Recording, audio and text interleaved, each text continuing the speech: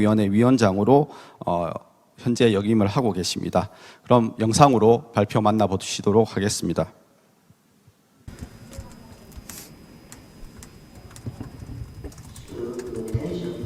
여러분 안녕하십니까. 오늘 발표할 수 있는 기회를 주셔서 진심으로 감사드립니다. 오늘 저는 글로벌 파워시티 지수 관점에서의 도시 경쟁력 평가에 대해서 여러분께 말씀드리고자 합니다. GPCI 글로벌 파워시티 지수란 무엇일까요? 바로 전 세계 주요 도시들의 포괄적인 역량을 파악하는 지수입니다. 경제, 연구개발, 문화교류, 주거, 환경, 교통 접근성 등 6개 기능을 중심으로 세계 주요 도시를 평가합니다. 2008년에 저희가 이 지수를 처음 발표했는데요. 당시엔 13개 도시를, 30개 도시를 대상으로 저희가 지수를 산정했습니다. 하지만 현재는 48개 도시를 대상으로 지수를 산정하고 있습니다. GPCI는 도시 정책과 다양한 지역의 기업 전략을 위한 준거 모델로 활용이 되고 있습니다. 런던시도 마찬가지고요. 서울특별시, 세계경제포럼 역시도 GPCI를 활용하고 있습니다. GPCI에는 3개의 위원회로 구성되어 있는 연구 조직을 구축하고 있습니다. 경영위원회, 피어리뷰 위원회, 그리고 실무위원회가 있는데 제가 실무위원회의 위원장을 맡고 있습니다. 샤스카사 센, 마이클 바티 같은 분들께서 이 연구 조직에 참여를 하고 계시고요. 저희가 2008년에 처음 자문으로 모셨던 분이 바로 피터 홀 경이십니다. 현재 48개 대상 도시에 대해서 지수를 산정하고 있습니다. 아시아에서는 13개 도시를 선정했고요.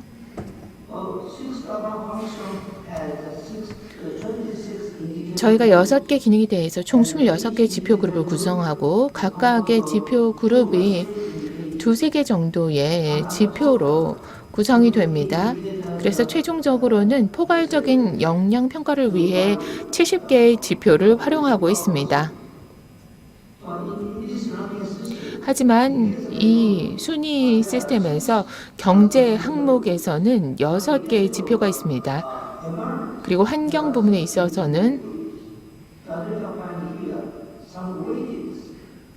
3개의 지표 그룹이 있습니다. 그러다 보니 경제, 문화, 교류, 그리고 접근성 부분에 가장 상세한 지표들이 구성이 되어 있습니다. 네, 순위를 말씀드리겠습니다. 1위는 런던, 2위는 뉴욕, 3위 도쿄, 4위 파리, 그 다음에 싱가포르, 암스테르담, 베를린, 서울, 마드리드, 상하이입니다. 4대 도시는 다른 도시들과 점수 수준이 상당히 차이가 많이 납니다.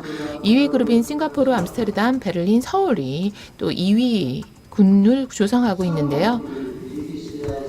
GPCI의 수위를 차지하는 도시 중에 일부는 연안 도시입니다. 뉴욕, 도쿄, 싱가포르, 암스테르담, 상하이가 여기에 해당됩니다. 48개 도시 중에서 순위에 있어서 변화가 일어나는 경우들도 왕왕 있습니다만 또한 점수에 있어서 변동이 발생하기도 합니다. 마드리드, 멜버른 같은 경우에는 순위가 올라갔습니다. 런던, 뉴욕, 싱가포르는 사실 점수가 좀 빠졌습니다. 다만 5대 도시까지는 순위의 변화가 없습니다. 유럽에서는 17개 도시 중에 12개 도시에서 점수가 상승했습니다. 마드리드는 특히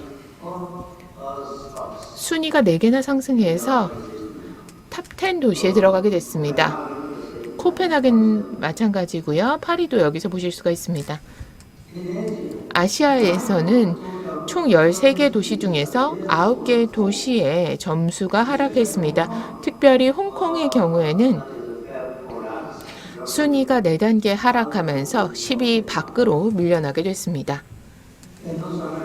북미를 보시면 8개 도시 중에 5개 도시의 점수가 하락했습니다. 특별히 LA와 토론토 순위가 하락했고요. 밴쿠버, 워싱턴 DC도 역시 순위가 하락했습니다.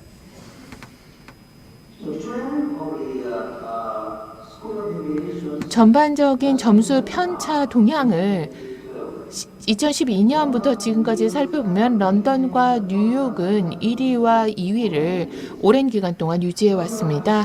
런던은 특별히 2012년 런던 올림픽 이후로 괄목할 만한 성장세를 보여왔습니다. 하지만 이전에는 뉴욕이 1위 도시였거든요. 올림픽이 굉장히 중요한 어떤 도시 역량에 영향을 미친 요인인 것을 볼 수가 있습니다. 그런데 2021년에는 코로나19의 영향으로 점수가 소폭 하락했습니다. 런던, 뉴욕, 싱가포르 이 3개 도시에 있어서 점수 하락이 눈에 보였는데요. 상하이의 경우에는 지난 수년 동안에 놀라울 만한 성장을 보였습니다. 2020년 이후로 10위권 안에 계속 진입해 있는 상태입니다. 부산은 대상 도시가 아닙니다. 한국은 하지만 안정적으로 10위권을 2012년부터 유지해 오고 있습니다.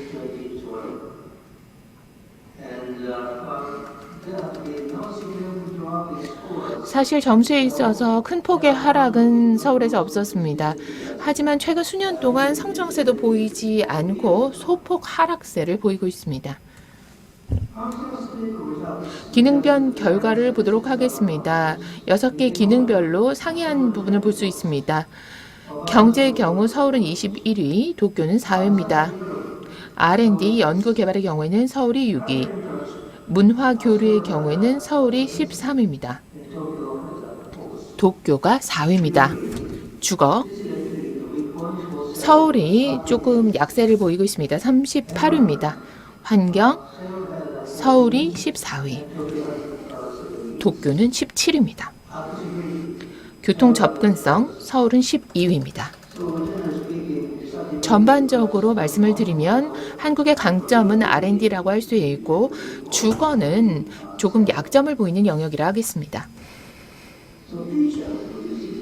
그렇다면 이 탑 도시들의 특징은 무엇일까요? 런던은 GPCI 도입 이후로 문화 교류에서 가장 큰 강점을 보여왔습니다. 예를 들어 문화 콘텐츠 수출 가치, 관광 매력도, 밤시간 즐길거리, 외국인 관광객 수 등에서 강점을 보이고 있고요. 하지만 10위권 안에 들지 못한 유일한 기능이 있습니다. 바로 환경입니다. 특별히 도시 청결 수준에 대한 만족도가 많이 떨어집니다. 설문조사 결과를 바탕으로 점수를 산정했는데 순위가 낮게 나타났습니다. 다음은 뉴욕입니다. 경제 활력과 큰 시장 규모, 탁월한 비즈니스 환경으로 경제 부문에서 높은 순위를 보이고 있습니다. 명목 GDP, 증시 규모, 다양한 일자리 등이 강점으로 나타나고 있고요. 하지만 주거 부분에 있어서는 40위에 불과합니다.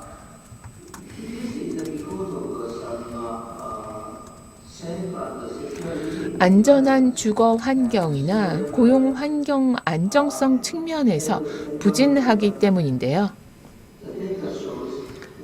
데이터에 따르면 총 실업률, 주택 임대료, 살인 건수 등등이 뉴욕의 큰 약점으로 나타났습니다.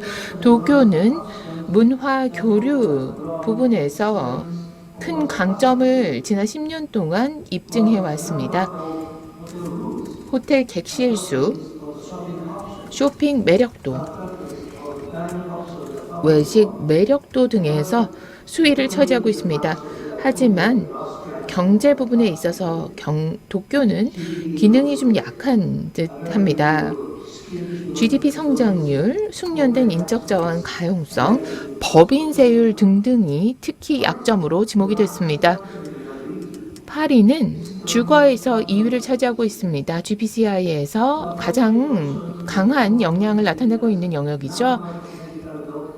특별히 의사의 수, 소매 매장 수, 그리고 식당 수 부분에 있어서 파리가 가장 높은 순위를 차지하고 있습니다. 하지만 환경 부분에 있어서는 29위에 그쳤습니다. 파리의 주된 약점으로 꼽혔습니다. 수질, 도시 녹지, 도시 청결 수준에 대한 만족도 등의 영역에서 파리가 약세를 보였습니다. 싱가포르는 환경에서 11위를 차지했습니다. 아시아에서는 가장 높은 순위가 되겠습니다. 쓰레기 재활용률, 도시 청결 수준 만족도 등에서 매우 높은 성취도를 보였습니다. 하지만 문화, 교류 측면에 있어서는 6위를 차지했습니다. 순위가 낮지는 않지만 개선의 여지는 분명히 있겠습니다. 싱가포르는 극장 수, 미술관, 박물관 수, 스타디움 수 등 문화시설 부족이 두드러지게 나타났습니다. 다음은 서울입니다. 연구개발을 구성하는 9개의 지표에서 6개의 지표에서 10위권을 차지했습니다. 이 기능에 있어서 균형 잡힌 강점을 가지고 있다는 것을 알 수 있었습니다. 연구자 수는 3위였고요. R&D 지출은 5위, 특허 건수는 2위였습니다. 하지만 주거 부분에 있어서는 38위를 차지했습니다. 특별히 총 근로시간, 근로방식의 유연성, 정신건강 리스크 등에서 서울은 명백한 약점을 드러냈습니다.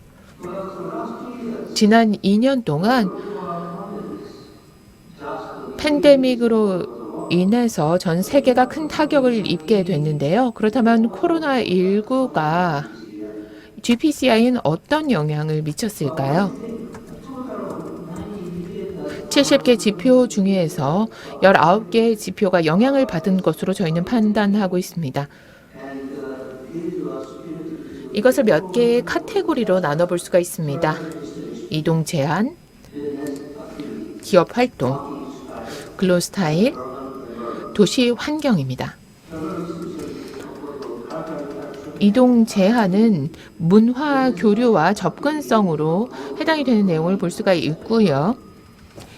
기업 활동은 경제 R&D로 볼 수가 있겠고, 근로 방식은 경제와 주거, 그리고 도시 환경은 환경에 해당한다고 볼 수 있겠습니다. 네, 총 19개의 지표가 어느 정도 영향을 받게 되면서 결국 GPCI에도 코로나의 영향이 있었습니다. 그렇다면 개별 도시의 종합 점수에는 어떤 영향을 미쳤을까요? 도쿄와 마드리드는 근로 스타일 측면에 있어서 개선 덕분에 오히려 점수가 상승했습니다. 상하이 같은 경우에는 이동 제한 때문에 조금 고전했죠. 서울, 홍콩, 싱가포르 역시도 이동 제한으로 인해서 부정적인 영향이 있었습니다. 항공 이동 자체가 상당 부분 제한되었기 때문이죠. 또 뉴욕의 경우에는 실업률 증가로 인해서 근로 스타일 측면에서 부정적인 영향을 받았습니다. 네, 근로 유연성에 대해서 저희가 한번 점수를 비교를 해봤습니다. 네, 지금 가로축과 세로축에서 각각 보실 수 있는 것이 주당 출퇴근 횟수, 그리고 한쪽 축에서는 근무 스타일 유연성, 그러니까 유연한 근로 점수를 보실 수가 있습니다. 저희가 각 도시의 주민 200명을 대상으로 일터에서 유연한 근로가 얼마나 수월한가라는 질문을 했습니다. 그리고 그 응답을 기준으로 점수를 산정했습니다. 제네바, 시드니 같은 경우에 주당 출퇴근 건수가 굉장히 횟수가 많죠. 서울 지금 우측 하단에 있습니다. 출퇴근을 많이 해야 되고 유연 근로의 지수는 굉장히 낮습니다. 그 서울의 주민들을 대상으로 해서 질문을 한 것이고요. 1년 동안 어떤 변화가 있었는지도 저희가 한번 살펴봤습니다. 제네바 같은 경우에는 유연성이 급감했고요. 도쿄 유연성이 대폭 증가했습니다. 오사카, 후쿠오카, 홍콩, 파리 같은 경우에도 출퇴근은 많이 했지만 유연성은 상당히 많이 증가했습니다. 근데 서울은 역시 사실 유연성이 굉장히 떨어진다는 것을 확인할 수가 있습니다. 그렇다면 GPCI의 프레임워크로 부산을 한번 평가해 봤습니다. 저희가 여타 GPCI 도시들과 비교할 수 있는 몇 개의 지표를 중심으로 부산에 대한 데이터를 수집했는데요. 시간 제약으로 70개 지표 중에 일부에 대해서만 조사를 했습니다. 제가 몇 가지 예를 들어 여러분께 말씀을 드리겠습니다. GDP 측면에 있어서는 GPCI 도시 중에 텔아비브, 타이페이, 더블린, 코펜하겐 등과 견줄 만한 경쟁력 있는 수준입니다. GDP 성장률의 경우에는 32 수준입니다. 취리, 헬싱키 사이고요. 파리보다 높습니다. 총 고용률 부산은 26입니다. 요하네스버그와 마드리드 사이입니다. 총 실업률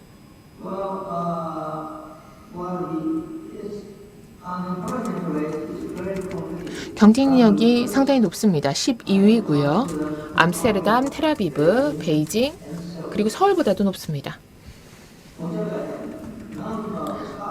네, 다음으로 스타트업 기업 수가 되겠습니다. 부산이 약점을 가지고 있는 영역입니다. 지난 3년 동안 창업한 기업 수를 보게 되는데요. 쿠알라룸푸르와 브뤼셀의 중간인 42위입니다. 국제회의 개최 건수가 되겠습니다. 부산의 강점이죠. 12위로 헬싱키와 제네바 사이입니다. 10위권에 매우 근접해 있고요. 대기질입니다. 37위로 이스탄불과 텔아비브의 사이입니다. 서울보다는 높죠. 대기질이 부산의 개선이 필요한 영역이라고 말씀드릴 수 있겠습니다. 확인하실 수 있었던 것처럼 GPCI는 단순히 세계 도시들의 순위를 부여하는 것이 아니라 도시들이 6개 기능 각각의 영역에서 특징을 파악하고 또 성장할 수 있도록 돕기 위해 설계가 됐습니다. 강점 영역을 규명하고 개선이 필요한 약점을 파악할 수 있습니다. 전 세계 도시들의 정책 수립과 전략 수기를 위한 자료로 GPCI가 적극적으로 활용될 수 있기를 바랍니다. 팬데믹이 2년 전에 발생을 했죠. 하지만 이제는 환경과 상황이 달라졌습니다. 그렇기 때문에 다시 한번 도시 역량을 파악하고 개선해 나가야 되기 때문에 이런 지수가 정말 중요한 역할을 할 수 있을 것 같습니다. 지금부터 무엇을 해야 할까, 무엇을 할 수 있을까를 파악하는 데 있어서요. 때문에 GPCI 데이터가 부산에 그리고 부산의 미래에 도움이 되기를 바랍니다. 감사합니다. 네.